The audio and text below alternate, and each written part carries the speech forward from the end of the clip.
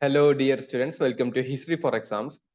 Today, we are going to discuss one of the most confusing area of the students. That is from this post-Gupta as well as early medieval Indian history, in which you can see hundreds of small dynasties, and you have to study the most important names of the dynasty, most important kings, most important contribution, most important cultural activities, such kind of things. So students may have some kind of confusion regarding how we should go with this particular topic and what we can do first in the first step so that we'll get a strong idea. Then we can have another set of things or other set of learning things. So guys, today in this particular video, we are going to discuss how you should approach and what are things you should know in the very first instance from this post-Gupta as well as early medieval Indian history. So let me share a screen with you and we'll be presenting this topic. Make sure that you are listening till the end and make sure that you are taking down the most important points and notes from this particular class and, start your study with these basics of information. That is very important. So let me share. Yeah, hope the screen is visible to you. So dear students, as I said, we are going to discuss two topics today. One is this post-Gupta as well as early medieval Indian dynasties. So these two topics having some kind of more continuity in the history. Since you know, by the decline of this Gupta Empire around the 6th century AD or 6th century CE, what we can see there is we can see the development of many petty dynasties. Okay. So we'll be discussing this into two topics. One, after the decline of this Gupta dynasty, we can see the rise of independent states. The rise of independent states, and that we are going to discuss as part of this post-Gupta learning. And it will be around 6th century till 8th century. Or otherwise, we can say in the post-Gupta period, we can see the most powerful kingdom in the north, that is the kingdom of King Harsha, that is Harshavardhana's kingdom. Okay, so till that we'll be discussing the post-Gupta.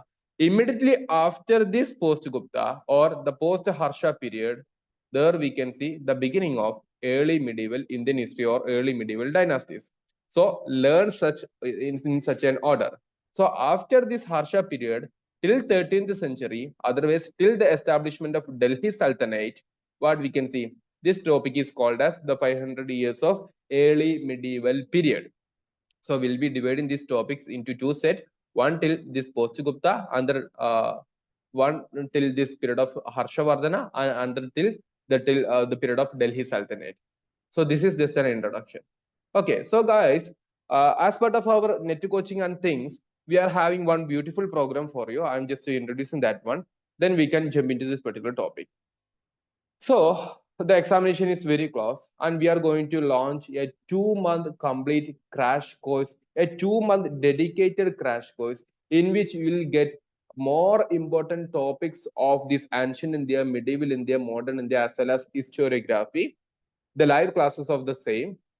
Along with that, you will be given certain test series and you will be able to answer that test series. Also, we'll go for one thing called as a round table. That is one particular event of our in which we'll be discussing a live approach of live answering method of questions for your examination.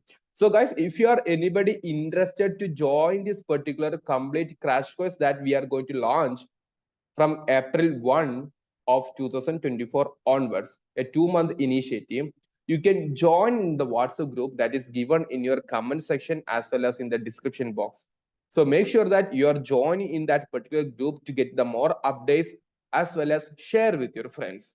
So this is high time. Don't miss this golden opportunity to clear your UGC net or JRF what dream. So don't miss this one. You can see the most of our classes in this YouTube video itself, and that is going to give you that much of information about this preparation and things. So this complete crash course will be giving 100 times of power for your learning. So make sure that you are joining that particular group as well as sharing with your friends. So now let's jump into our topic discussion, that is the post-Gupta period. So I'll be starting with this particular map itself. So dear students, the most important thing many of the history students they forget or they lost, that is their map learning. So start with this map.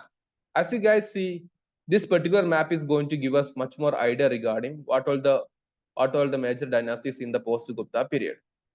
So in the post-Gupta period, what we can see, we can just divide this one like the North India as well as South India.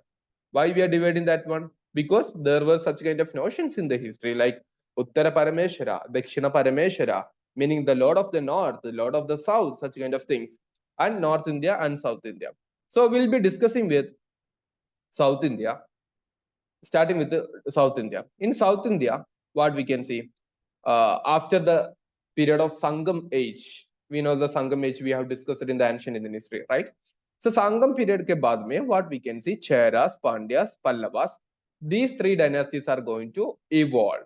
Especially these Pallavas in Kanchipuram, they are going to dominate in the northern Tamil Nadu region. And contemporary to these Pallavas, we can see the presence of the Chalukyas in the Badami region.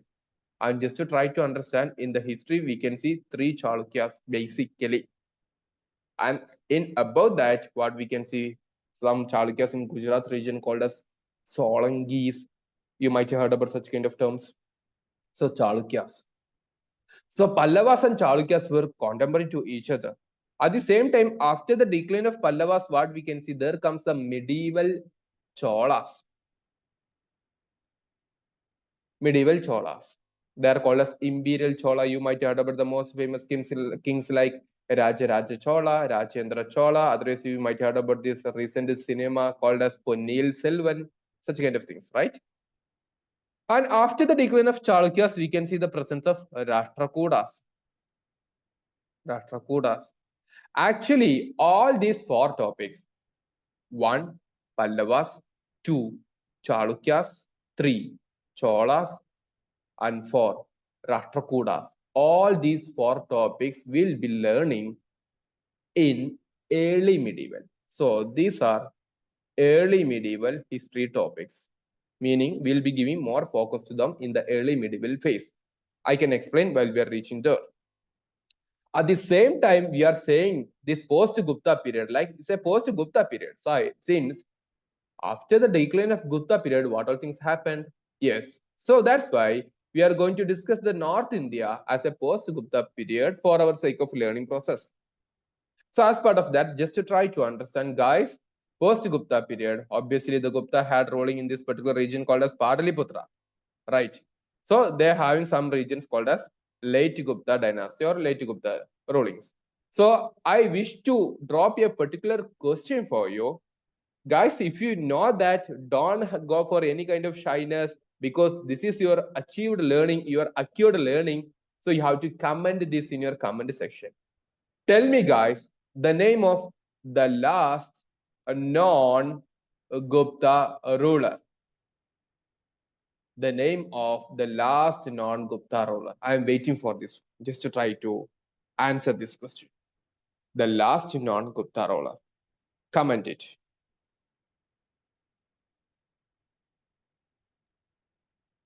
Why I am making you to comment? Because for your examination, the chronology based questions are very, very, very important. So if you are learning any particular dynasty, your duty is that who is the founder, who are the most important rulers in chronology, and who are the last rulers. That is also very important for examination to clear or to eliminate other options at least. That's why I'm saying this topic is very important. Now the question, who is known as the last non-Gupta ruler? Hope you have commented. Yeah, fine. Okay, try to comment it. Okay, so that much easier one. Fine. So if you don't know, don't worry. Make sure that you are learning such kind of things in your upcoming learning process. That is also very important. Okay. And History4Exams is a group of some students, actually, history masters who qualified NET and JRF like me. We have created this particular channel to help the students in free manner. That's why utilize this opportunity very well and share with your friends. Okay, share with your friends. That's the most important support that you guys can give us back. So if you are getting this much of good learning process, have this like and share with your friends, and also try to comment this kind of questions. We'll be giving certain instructions and things. So one is the late Guptas. This late Guptas, they are going to end by 6th century, second half of 6th century AD itself. Then we can see some dynasties called as Mukharis in Kanauj. Not this point, Mukharis in Kanauj. Their capital was Kanauj. So Mukharis. This is the second one. And third one,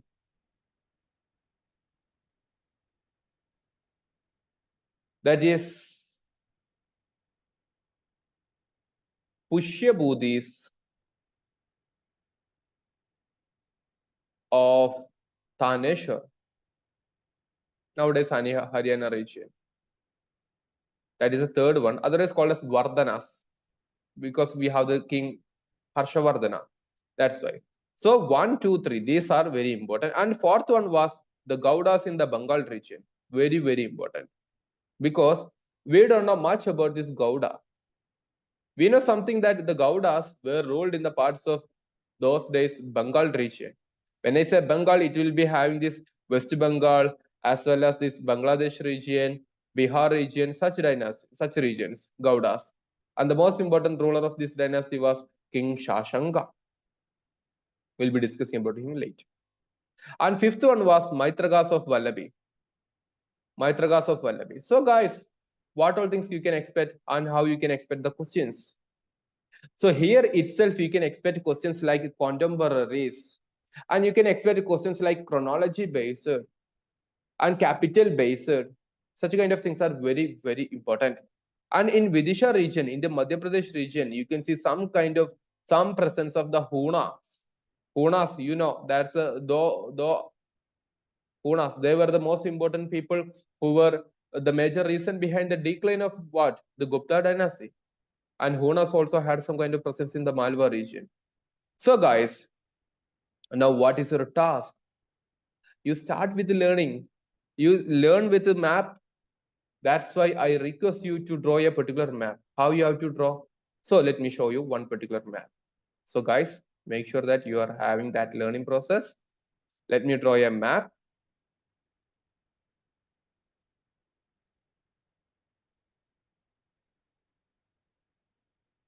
Just to draw like this at least. That is basically necessary. Basically, that is enough. And label some of the very important dynasties and things. Just a sec. So you can give what? One lane here to have some kind of demarcation of North India and South India. Okay. And in North India, we have what? You can label this one as Pataliputra and you can mention what? Late Gupta. And in the Bengal region, you can have what? Gauda. And you can have this Mukharis here. Then Pushyabhutis here. Then Vallabhi region में. Then Hona. Then Chalukyas, Pallavas, Pandyas, Cheras. So once again, Gaudas in Bengal region, Late Gupta, Mukharis, Pushyabhutis, Maitrakas, Hunas, Chalukyas, Pallavas, Cheras, Pandyas. That's enough. And give the heading like 7th century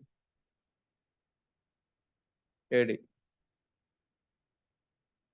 So you'll come across this much of map, then it will be very easier for you to have a good map based learning. So do this one as your task. Do this one as your task. Then you can move to further topics and learnings, and that is actually going to help you. Okay. So let me come back with your PPT itself. So now you got, guys, this particular map based learning. And also in which what we can see, this was the most important dynasties and everything, right? And by the time of Harshavardhana, that is around 620s to 640s AD. That means the 7th century AD, what happened? There happened some kind of political changes. The North India that became more under whom? King Harshavardhana. And even though he started with the Taneshwara, he is going to rule with his capital Kanauj. And at the same time, he had one a rivalry in the south, and that was the Chalukyas of Badami, and that was led by the most important king of the south, Pulakeshin II. Pulakeshin II, and he is going to rule in this Badami region. So north, south. That's why Harshavardhana is called as Uttara Parameshwara. Chalukyan king Pulakeshin II is called as what? Dakshina Parameshwara. And because they both had fought into a battle on this river Narmada. So river Narmada is flowing through there.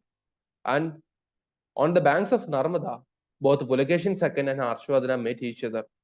And finally, according to one inscription of Pulakeshin II by his scholar Ravi Kirti, and that inscription, I just ask you to comment the name of that inscription. It's actually one city that you can find in the map itself. And in that inscription, the scholar Ravi Kirti actually going to give us that much information that the king Pulakeshin II, he defeated the North Indian king Harsha on the banks of river Narmada. So it says about the victory of Pulakeshin II. And we'll be discussing about the Chalukyas and things in our early medieval topic as well. So that is very important. So simply my points are, one, by 7th century AD, what we can see, North India fall, North India came under the influence of King Harshavardhana. And at the same time, he had one rivalry in the south, that is Pulakeshin II. And third thing, there we can see one particular inscription. I again and again, I request you to comment if you know that name of the inscription in this chat, in this our comment section. So just to try to understand this much of information, guys, students, this is all about your post-Gupta period, these dynasties, and we'll be having a quick discussion about this post-Gupta dynasties now. Hope it is clear. Fine. Yeah.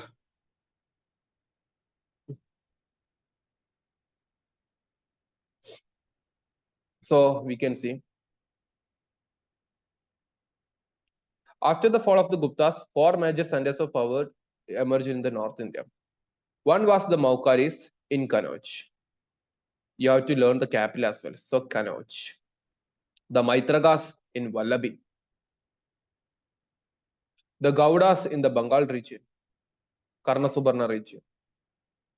Karnasubarna. Sometimes you'll get a question, Karnasubarna was the capital or was the region in which dynasty was flourished.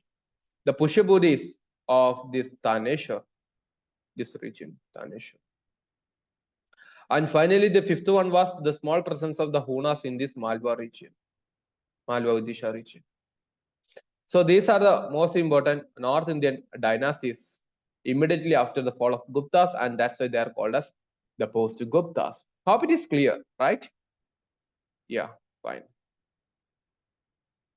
Now we'll be having a quick idea regarding these dynasties in a nutshell. The Mukharis, they ruled in the western UP region around Kannauj. And the most important rulers are Ishanavarman and Sarvavarman. And they adopted titles of Samanta or Maharaja. Meaning what? They were once the feudatory or the vassals of the Gupta rulers itself. Okay, so they might have accepted the overlordship of the Guptas, and some rulers adopted the title Maharaja, showing their political independence. So basically understand that conceptually one point, if one ruler is going to adopt this title Maharaja and Maharaja, that shows some kind of Samanta setup. And Maharaja shows about the independence ruling. And the last ruler was Grihavarman. And Grihavarman of this Mukharis was married to Rajeshri, the sister of Harshavardhana. So you got the most important rulers like Ishanavarman, Sarvavarman. So Varman, that is going to give the dynasty of Mukharis. And Grihavarman was the last important ruler, and is going to marry to whom? Harshavardhana. Is going to marry to Harshavardhana. Harshavardhana's sister Rajeshri. Fine.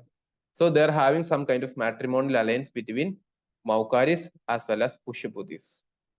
But what happened, this Mukhari king, Grahavarman, he was killed by the Shashanga of Bengal. So what we can see, Pushyabhutis are going to take the revenge and kill Shashanga and to make the kingdom of Mukharis free from Shashanga's influence and to also free his sister Rajeshri from the hands of King Shashanka.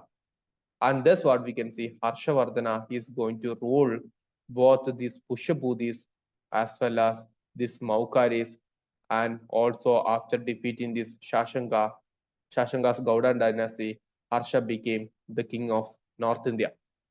This is the story. How we got it? Okay, that is the Mukharis. And after Mukharis, we are discussing Maitrakas in the Gujarat region near Kathiawar, and their capital was Vallabhi, and they are originally subordinates of the Guptas in the Gujarat region. So guys, another third question. Tell me the most important Gupta ruler who established a strong political governance or political administration in Gujarat region. Is something a logical based question. Try to answer this question also. I'm waiting just to try to answer in the comment section. The most important Gupta ruler who actually established a strong political administration in the Gujarat region by overthrowing the Shagas. You know the answer. Make it very easy one and make it very fastly. So that's about Mukharis and Maitrakas. And now we are going to discuss about whom? The Gaudas in the Bengal region. Important ruler was Shashanka. He invaded the Mukharis with the help of Devagupta, that is Malava king, and killed Grahavarman. And also Shashanka kidnapped whom? Rajeshri, the sister of Harshavardhana. That's why Harshavardhana is going to defeat Shashanka and free his sister and take over the regions of Grahavarman, that is the Mukharis, and added to his empire. And thus he changed his capital from Taneshwar to Kanauj region. That's the political history. And we have this particular information from one particular text called as Harshavardhana by Bhanapata. Harshavardhana by Bhanapata. So guys, my humble suggestion, you will come across many scholars of this post-Gupta as well as this early medieval period. That is also very important topic for your examination. We'll be dealing such kind of topics for your examination in our live classroom. So if you have anybody interested to join our particular that much simplified, that much exam oriented class, you can join in this WhatsApp group. Don't miss that one. If you're already a student of this History4Exams or Astra 1.0, no need to join. Okay, you will get all the things in free of cost. So the Hunas. There are some barbarism rise from the Central Asia. Their most important rulers were Toramana and Mihirkula. And during the reign of the Gupta ruler Kumaragupta, Hunas had started their invasion for the very first time. And after him, what we can see, the Skanda Gupta, he is going to defeat or he is going to defend his kingdom from the Huna invasion. But what we can see, even though he defended, this led to the decline of the Gupta dynasty, as well as the Hunas are going to establish in the central part of India, in this Malwa region, for a short period of 30 years. That is a basic thing you should know. And Pushyabhutis, their capital was Taneshwar. Okay, now just look into this particular map and learn again. Yeah. By this, we are discussing Mukharis of Kanauj, later added to the kingdom of Harshavardhana, like he added the Gauda dynasty that we mentioned. Then Maitrakas we also mentioned. Malwa region we can see the Hunas. And now we are going to discuss about this Taneshwara based Pushyabhuti dynasty of Harshavardhana.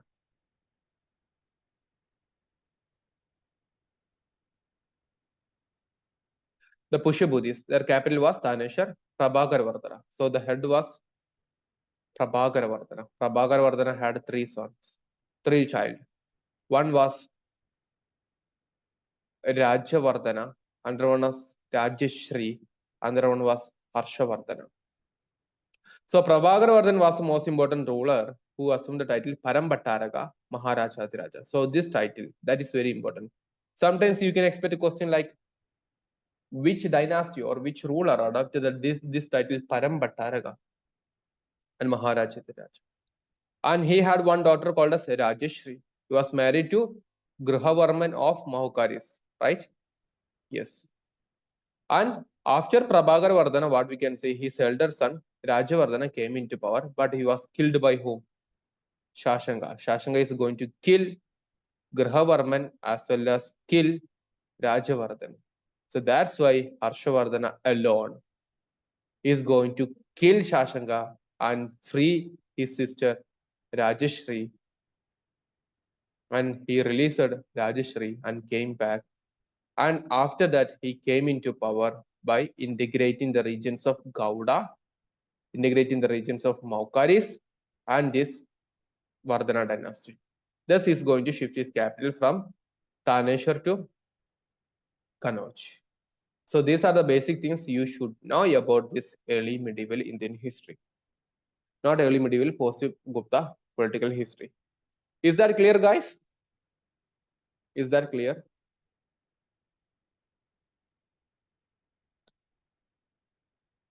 Okay. If that clear, we'll be discussing about these early medieval dynasties in another particular video. So make sure that you have commented. After that, we'll be discussing these early medieval dynasties. So that's all about today. Thank you.